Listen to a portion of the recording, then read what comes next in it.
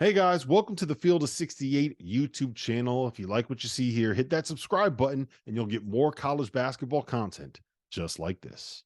Now, let me welcome on to the Field of 68 After Dark, none other than Scott Drew, Baylor head coach. Scott, you're sitting here, one of 7 undefeated teams left in college basketball, 9-0 on the season. What has been the key to this start for you guys?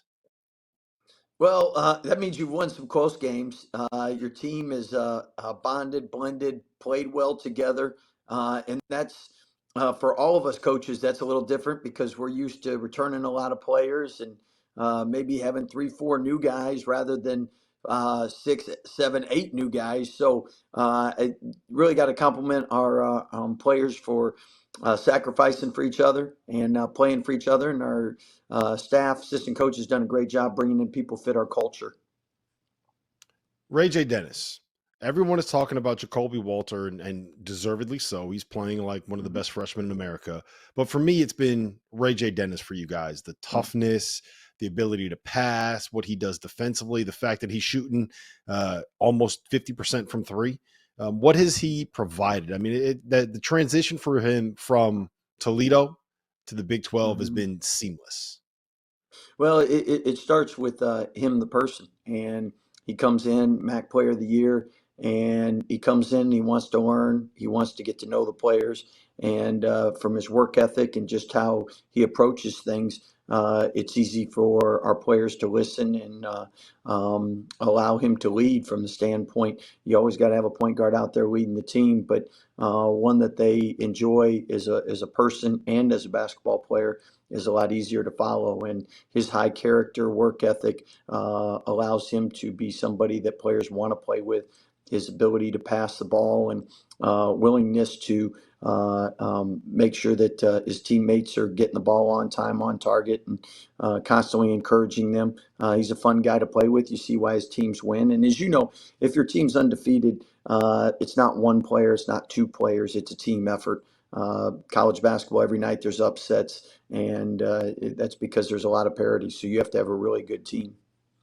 Yeah, and it helps when you as a team shoot 46% from three. That's never gonna hurt things. I want to ask you about the defense because Mhm. when you guys were winning national championships in 2021, you were one of the best defensive programs in college Mhm. basketball. Last year, Mhm. you guys weren't that, and it feels like you're getting closer to Mhm. being. I don't want to say the Baylor of old, but Yeah. I do feel like the best Scott Drew teams are the teams that are going to be Yeah. able to get out there and really, really guard you. Well, I think year to year, your teams are going to have different strengths, weaknesses based on personnel. Last year, anything doesn't go well, I need to take responsibility first and foremost, and I didn't do a good enough job putting our guys in a position, a scheme, getting them ready to defend at a higher level because our offense was elite, second best offense in the country, and an offense that could win a national championship. Our offensive rebounding was very good. Our defensive rebounding, our defense was not, and that's first starts with me. And our staff has done a great job, I believe, in adjusting and helping tweak things to make it better for our personnel this year. And at the same time, the players are the ones that make coaches look good. They're the ones that make plays, and the guys are really bought into being good offensively and defensively. Currently, we have the number one offense in the country, and one of the better rebounding teams in the country. But defensive rebounding, we're getting better, and our defense has gotten better. And now we have a chance to see what areas we need to continue to improve on and how it stacks up against the nation's best programs in Michigan State and Duke.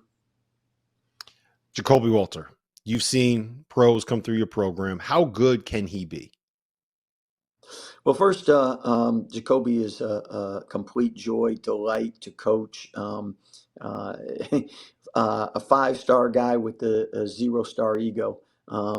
He's humble, he's hardworking, he's coachable, he's a great teammate. He cares about all the little things, and I can tell you that his parents did an amazing job with him, and his character is going to allow him to reach his ceiling. So I don't know what his ceiling is, but whatever it is, his work ethic and character will allow him to reach it. Where sometimes, if you don't have all those things working for you, and you don't have the circle of people around you that that can tell you the truth and help you stay focused to reach your full potential. Players to, I mean, there's a lot of pros, and then there's a lot of pros that reach their full potential. There's guys that play overseas that reach their full potential. As a coach, I just want our team to reach our full potential. I've done my job if I've gotten them to the highest level, and it's up to us to bring in people that, if they get to their highest level, can win a national championship. And Jacoby is again going to reach his ceiling because of all of the intangibles he has. All right, Scott, the last thing I got for you is we are trying to have a little bit of a power shift here at the Field of 68. I need your backing on this. We're going to get rid of Jeff Goodman. We're going to start phasing him out. And we're going to bring in Talia Goodman. Do I have your support in this endeavor? Well, that's definitely what we call an upgrade. You know, hey, Talia's a superstar, and she's phenomenal, and Jeff's done a great job with her. I really like your fashion breakdown, and I'm interested to see just where Jeff goes with this. Yeah, look, there's nowhere to go but up with Jeff Goodman's fashion. Scott, safe travels. Thanks for jumping on with us tonight. Oh, thank you guys. Rob, be honest with us. How much of your belief in Baylor as a value bet to win a national title is just Scott Drew's charm? He charmed you, didn't he? Yes, 100%. It's probably like 80% Scott Drew's charm and 20% the fact that I think that they have a bunch of really good players and a really good coach. But it's very hard to pick against the guy that is always that happy. He invited me down to Waco. As soon as we entered the interview, he was like, "Hey, come down to Waco. We'll do some bass fishing. You'll catch bigger fish down here than you'll ever catch in New Jersey." I was like, "I guess I got to go to Waco." That guy's just the best, man. He truly is. So, Tyler, there's two teams in the Big 12 that are both right in the top five-ish range, depending on what sort of poll metrics you're looking at, that still have yet to lose a game this season. That would be Houston and Baylor. Point blank, which team do you believe in more? Baylor.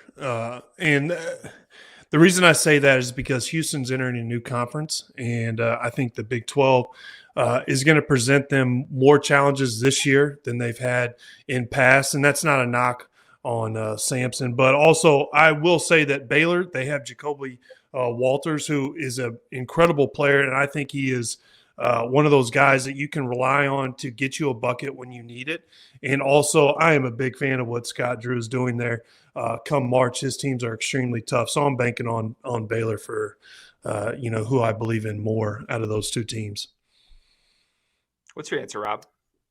I'm going to go with Baylor as well. And the reason that I say that is I think Houston is an elite defense that has good enough offense. I think Baylor is a team that is elite offensively that has a good enough defense. And I tend to buy into the teams that are elite offensively with a good enough defense because I think you can figure it out defensively and torch people offensively. I think it's easier to do that than it is to try to figure things out offensively and hold people to like 58 points, right? I think the perfect example of this is Tyler Hansborough's 2009 national championship team. If you go back and look at the numbers, they had the lowest defensive rating on KenPom heading into the NCAA tournament of any national champion, and they won every single game by double digits going into the NCAA tournament. So I ride with the teams that are great offensively, that get the job done defensively, and I think that's what Baylor is.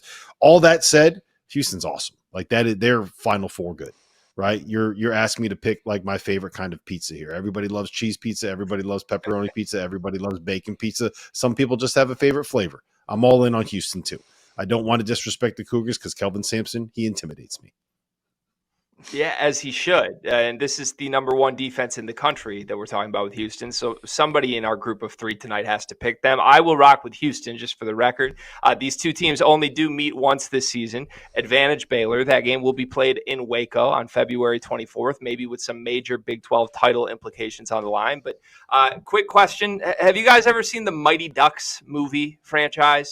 Shout out Gordon Bombay. You guys familiar with the franchise? Who hasn't? Thank you for watching the Field of 68. If you've enjoyed what you've seen here, hit that like button, share this link with your friends, or check out the description for some other places that you can consume Field 68 content.